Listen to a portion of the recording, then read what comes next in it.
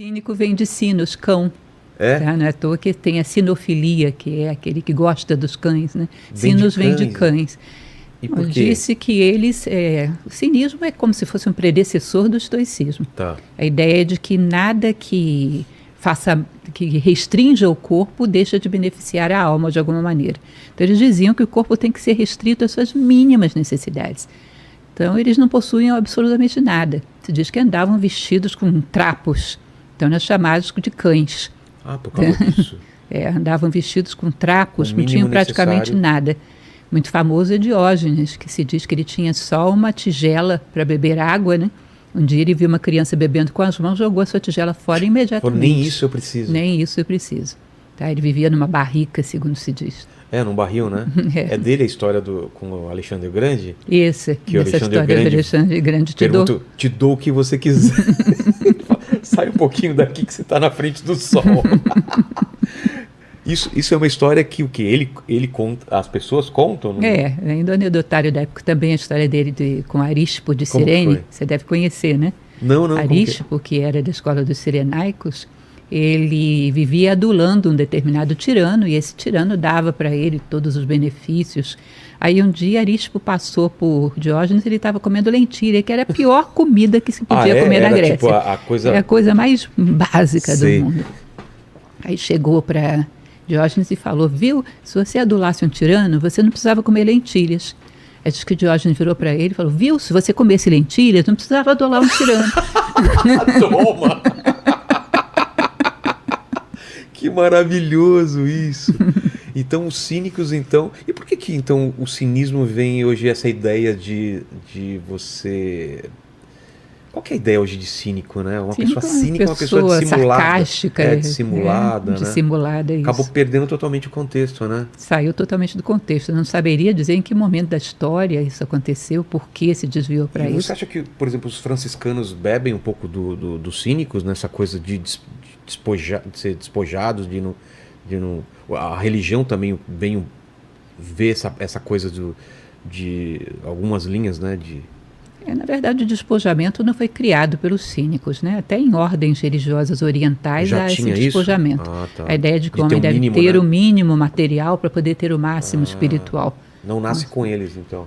Isso, não nasce. Essa ideia do a espiritualidade associada a um despojamento é bem comum, Entendi. inclusive em tradições orientais.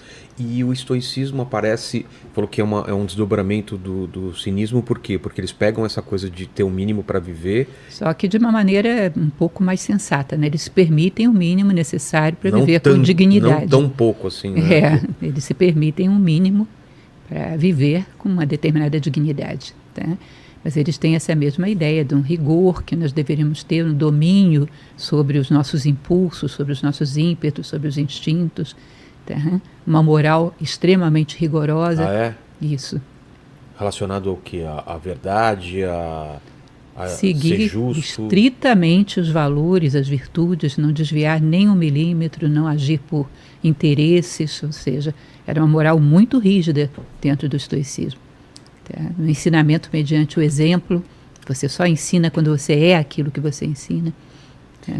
E essa coisa de não sofrer com coisas que você não controla também. Isso faz parte? Sim, as coisas que dependem e as coisas que não dependem de nós, né? Há coisas que não dependem de nós. Só tem essas duas coisas, ou depende da gente ou não depende. Isso, só isso. Se chove ou se faz frio, não depende de se mim. eu pego ou não pego uma doença, são coisas que não dependem de mim. Portanto, eu não deveria nem me entristecer, nem me alegrar por elas. Agora, o meu comportamento, a minha resposta a essas coisas que não dependem de mim.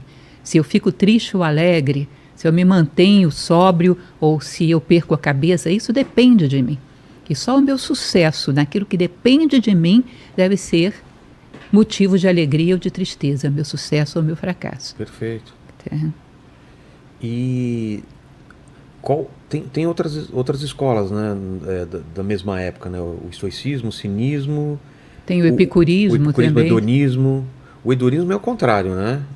De você se entregar, ou também é uma coisa que foi perdendo o significado? A ideia do hedonismo é quase, digamos assim, um superlativo do epicurismo. Ah, é? Porque o epicurismo buscava prazeres. Certo. Tá? Mas só que não era bem como a gente interpreta. Epicuro, ele queria prazeres que não causassem danos maiores, prazeres moderados. Ah, não é essa coisa que não de nos sexo, expusessem, drogas e rock and roll. não, prazeres que não nos expusessem a dores, prazeres que estivessem dentro de um limite que pudesse manter o homem na tranquilidade.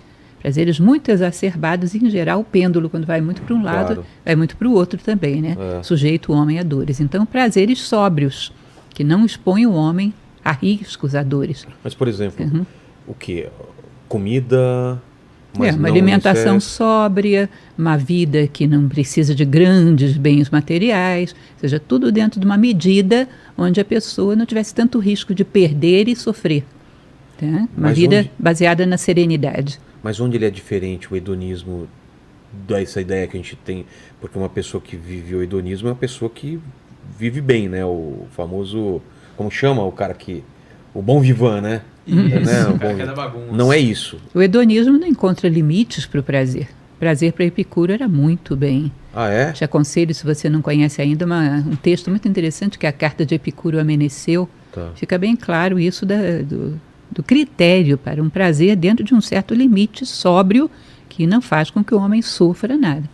Tá? Mas o hedonismo não tem limites, a partir daqui não mais. O hedonismo é uma vida em função de prazeres. Tá? Sem nenhum limite em relação ao qual nós poderíamos começar a perder, a correr riscos. Não vai às últimas consequências. Entendi.